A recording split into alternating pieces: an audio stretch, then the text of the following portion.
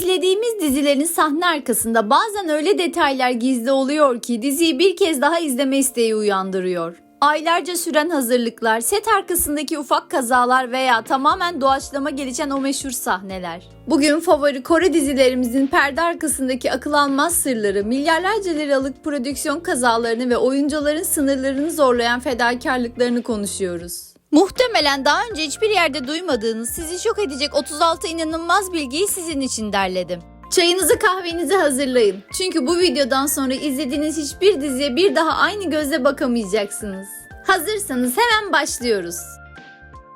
Squid Game. Dizideki dev oyuncak bebeğin gözleri aslında hareket eden nesneleri ve insanları algılayan gerçek bir termal kameraya sahipti. Ayrıca bu bebek Kore'deki ilkokul okuma kitaplarında yer alan klasik bir karakterden esinlenerek tasarlandı. Gardiyanların maskelerindeki semboller tasarlanırken karınca kolonilerinden ilham alındı. Tıpkı karıncalar gibi hepsi dışarıdan aynı görünse de kendi aralarında çok katı bir rütbe ve görev dağılımları vardı.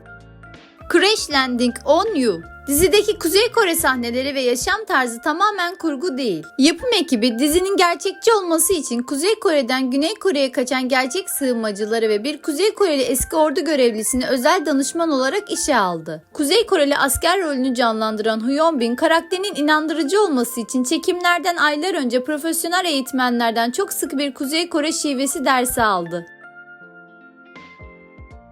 Goblin. Gong Yoo aslında bu rolü tam 5 yıl boyunca reddetti. Senarist Kim aktörü ikna etmek için tam 5 yıl boyunca peşinden koştu ve sonunda Gong Yoo ile yaptığı 3 saatlik bir yüz yüze görüşmede onu ikna etmeyi başardı. Gong Yoo'nun göğsündeki o meşhur tarihi kılıç sahneleri için sanat ekibi çok özel ve pahalı bir aparat tasarladı. Oyuncu çekimler boyunca kılıç parçalarının üzerine monte edildiği bu gizli düzeneyi kıyafetinin altına giydi ve yeşil duman efektleri sonradan bilgisayarla eklendi.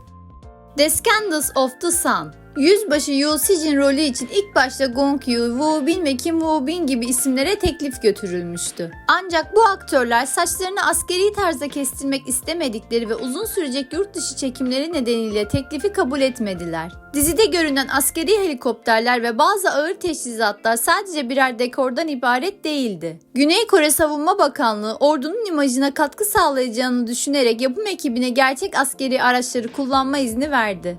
Kingdom. Dizi Netflix'te küresel bir başarı yakalayınca yabancı izleyiciler zombilerden çok karakterlerin giydiği o geniş kenarlı geleneksel Joseon şapkalarına hayran kaldı. Dizi yayınlandıktan sonra Amazon gibi alışveriş sitelerinde bu şapkalara yönelik aramalarda büyük bir patlama yaşandı. İlk sezonun çekimleri sırasında sanat ekibinden genç bir set çalışanının aşırı çalışmaya bağlı beyin kanaması sebebiyle hayatını kaybetmesi tüm ekibi yasa boğdu. Bu acı olay üzerine çekimlere bir süre tamamen ara verildi ve setlerdeki çalışma saatleri yeniden düzenlendi. Dizi aslında tamamen sıfırdan yazılmış bir senaryo değil. The Kingdom of the Gods adlı popüler bir dijital çizgi roman serisine dayanıyor. Senarist kafasındaki bu karanlık dünyayı ekrana yansıtabilmek için yıllarca doğru yapımcıyı aramıştı.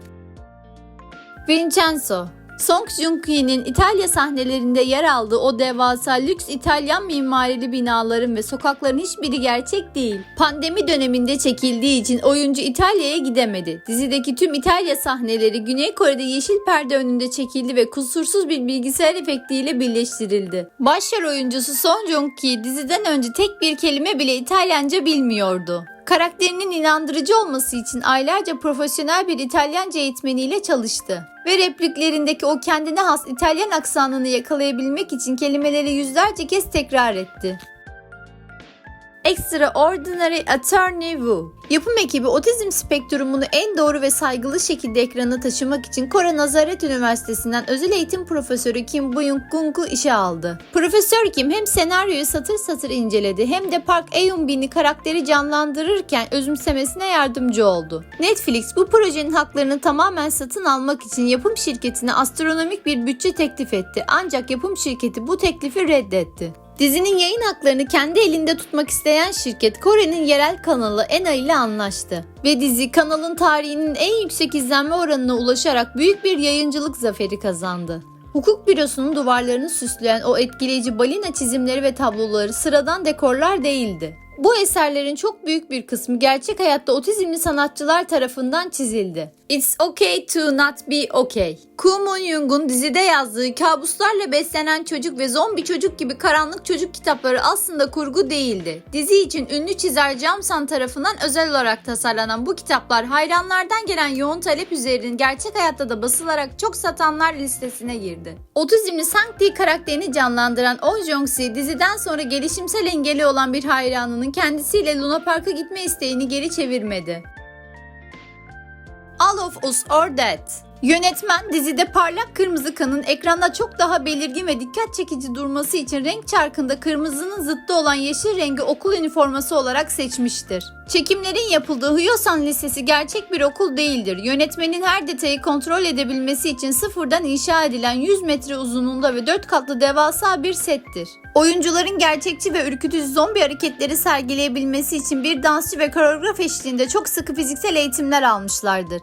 Moon Lovers. Yaklaşık 13 milyon dolarlık devasa bütçesiyle Kore'deki ilk yayınında beklenen reytingleri alamasa da Çin'deki Youku platformunda milyarlarca izlenmeye ulaşarak küresel bir fenomene dönüşmüştür. Dizide yer alan kılıç dansları, saraydan kötü ruhları kovma törenleri ve yağmur ritüelleri Goryeo döneminin gerçek kültürel ögelerini yansıtacak şekilde titizlikle hazırlanmıştır. Dizinin finali o kadar hüzünlüydü ki aslında modern dünyada geçen alternatif ve mutlu bir son sahnesi daha çekilmişti. Ancak yönetmen dizinin duygusal ağırlığını bozmamak için bu mutlu sonu televizyonda yayınlamama kararı aldı.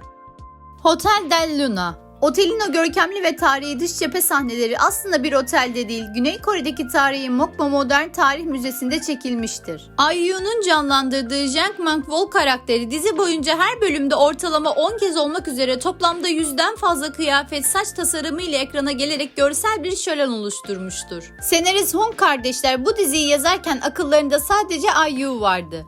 Hatta verdikleri bir röportajda eğer IU teklifi kabul etmeseydi bu projeyi rafa kaldırıp diziyi hiç çekmeyeceklerini itiraf ettiler.